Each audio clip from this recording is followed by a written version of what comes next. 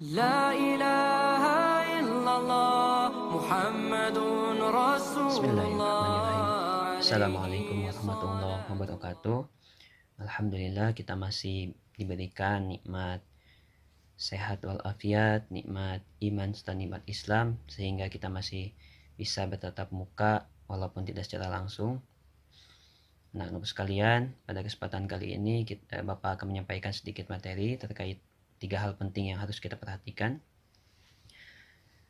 Anak-anak sekalian, sahabat Sayyidina Umar bin Khattab radhiyallahu anhu pernah menyampaikan, sesungguhnya Allah Subhanahu wa taala menyembunyikan rahmatnya di dalam amal-amal yang diperbuat oleh manusia.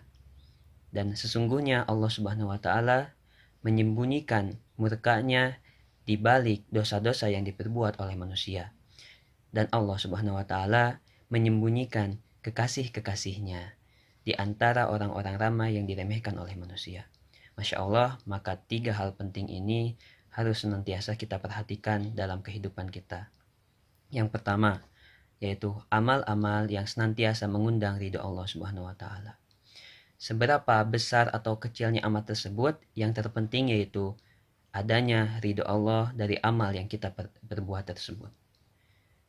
Karena adapun amalan kecil, jika sudah mendapatkan ridho, jika kita ikhlas niatnya, maka insya Allah itu bermanfaat bagi kita. Sebaliknya, jika amalan kita sebesar apapun tapi ada niat sombong, iri, tidak tulus, tidak ikhlas melakukannya, maka itu akan menjadi amal yang sia-sia.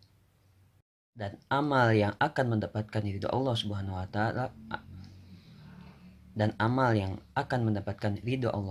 taala amal seperti apa?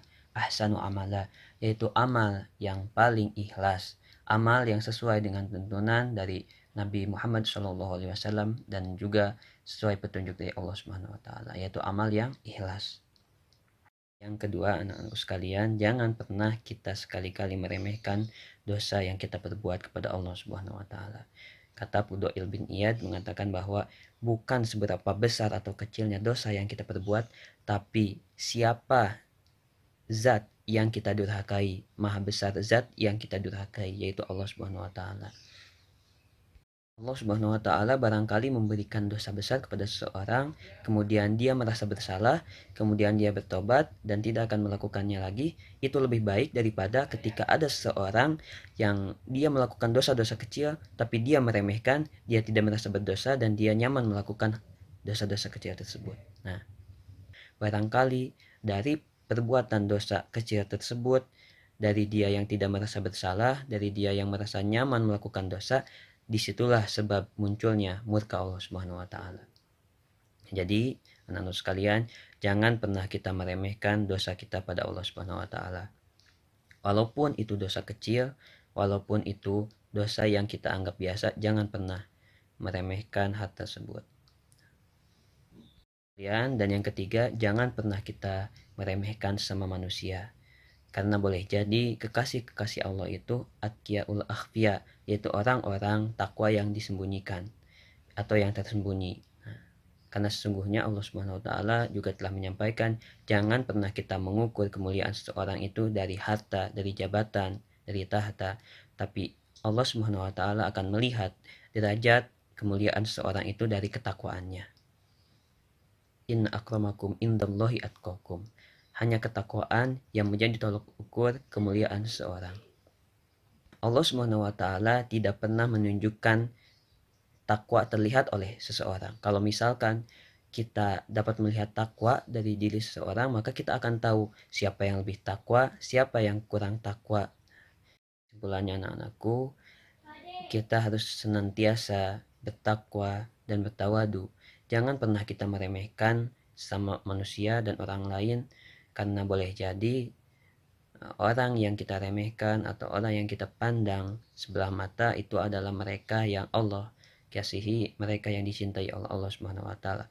Dan boleh jadi mereka orang yang lebih baik dari kita, orang yang memiliki ketakwaan dan kemuliaan di sisi Allah Subhanahu wa taala.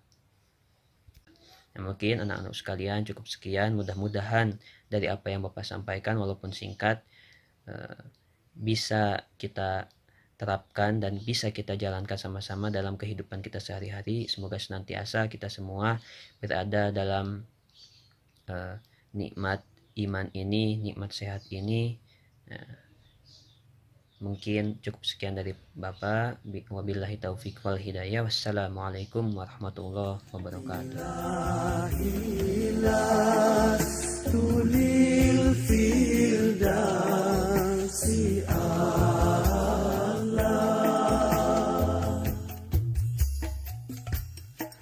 Wala